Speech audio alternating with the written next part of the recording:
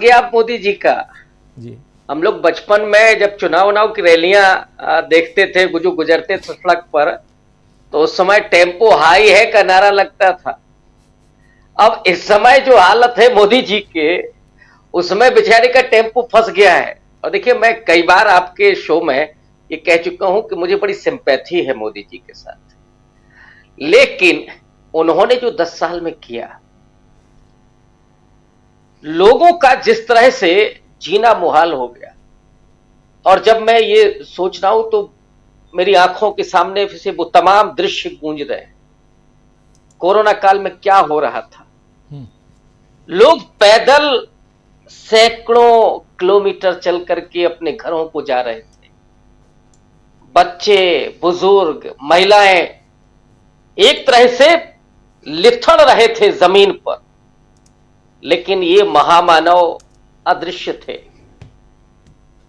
किसानों के साथ क्या किया और नौजवानों का जो हाल किया, वो तो शायद आजाद भारत में कभी नहीं हुआ। राजीव जी, इतना बेबस और लाचार नौजवान जिसके पास डिग्रियां हैं, लेकिन उसकी आंखों में अब नौकरी का सपना नहीं होता है, फांसी का फंदा होता है। यहां तक कौन लेकर के गया? नरेंद्र मोदी। दलितों के साथ क्या हुआ, पिछड़ों के साथ क्या हुआ, आदिवासियों पर आप क्या कर रहे थे? जो आए थे कि नहीं साहब, हमको बस 60 महीना दे दीजिए, ये देश नहीं बिकने दूंगा, और आपने लोगों की अस्मत तक बेच डाली। उन मणिपुर की महिलाओं का क्या दोष था? वो अगर देश के प्रधानमंत्री से पूरा देश चाहता था कि वो वहां पहुंचे, मणिपुर में शांति स्थापित हो, लेकिन कोई फिक्र नहीं थी मोदी जी को। मोदी जी तो उस समय उन्हें राष्ट्रवाद का ख्याल नहीं आया। जब लद्दाख में चीनी सैनिक घुसे हुए थे, राहुल गांधी वहां गए अपनी दूसरी यात्रा में। राहुल गांधी ने उस सच को बेपर्दा किया जिसको लगातार छिपाया जा रहा था। यहां झूठ पर झूठ, ये सरकार इतनी गैर जिम्मेदाराना तरीके से चल रही थी। मैं थी इसलिए कह रहा हूं कि ये गई। और राजीव जी, ये कहने की हिम्मत अब बहुत कम लोग कर पा रहे हैं, और उसकी वजह है खास करके जो वैकल्पिक मीडिया है, उसमें भी अभी ये हिम्मत नहीं आई, क्योंकि उसको लगता है कि पिछले चुनावों में जिस तरह से उसके एनालिसिस थोड़े गड़बड़ हुए, लेकिन पिछले चुनावों में कुछ गलतियां हो रही थी। इस बार जिस ढंग से, क्योंकि कांग्रेस पार्टी में अगर किसी ने भी अनर्गल टिप्पणी की या उसके टिप्पणी का दूसरा अर्थ निकाला जा रहा है, तो फिर ठीक है, सैम पैत्रोदा जी आप अभी विश्राम कीजिए। कतई मोदी जी को वो ट्रैप नहीं देने दिया जाएगा कि ताकि वो देश को फंसा सके।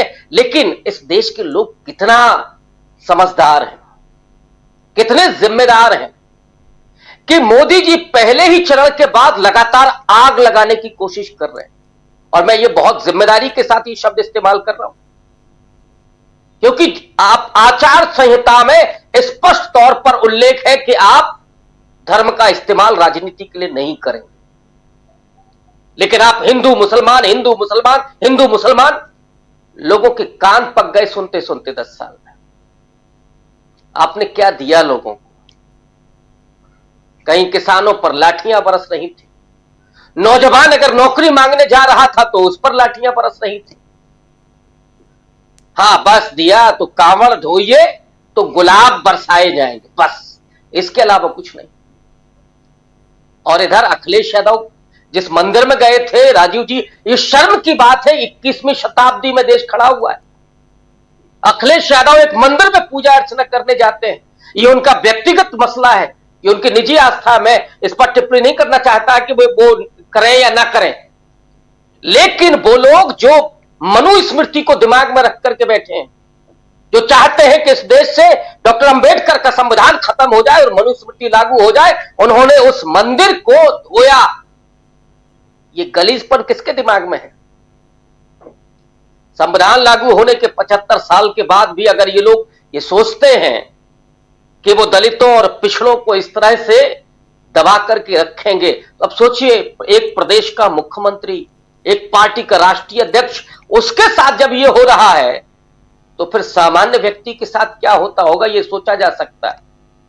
इन्होंने जिसको राष्ट्रपति बनाया था उसको 3 मंदिर के बाहर से बेदखल कर दिया गया, रामनाथ कोविंद जी को।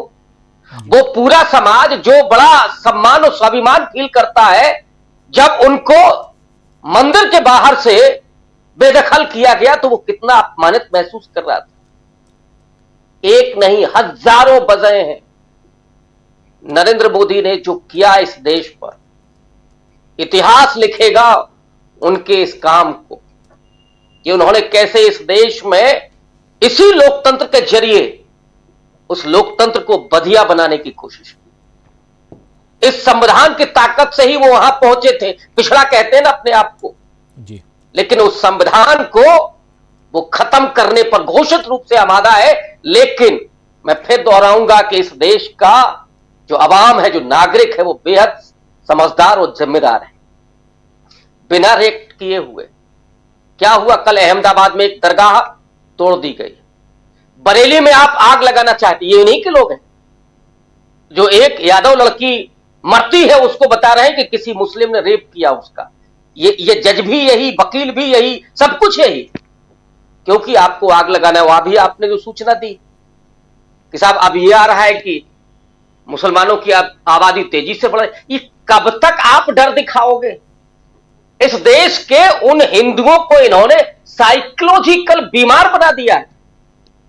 लेकिन वो लोग अब 10 साल में इतने चेतना संपन्न होगा कि भाई साहब हमको नौकरी वोकरी दे दीजिए, बहुत हो गया आपका ये भाषण और राशन दोनों को नमस्कार अब हम करते हैं।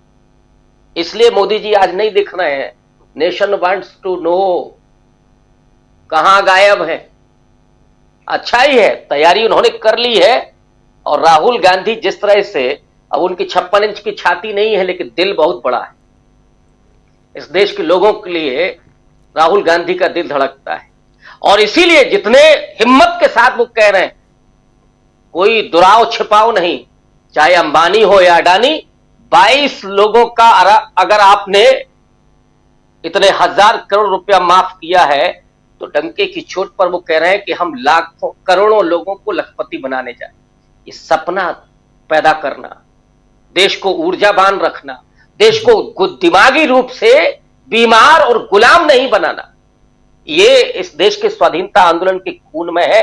और उसी की विरासत, उसी रवायत को लेकर के राहुल गांधी आगे बढ़ रहे हैं और पूरा देश उनका इस्तकबाल कर रहा है, पूरा देश उनकी अगवानी कर रहा है। और मुझे लगता है कि चुनाव में मोदी जी को लोगों ने नकार दिया है पूरे तरीके से। इसलिए अगर आज वो गायब है तो कोई आश्चर्य नहीं। नरेंद्र मोदी जी आज गायब हैं, आज नहीं है।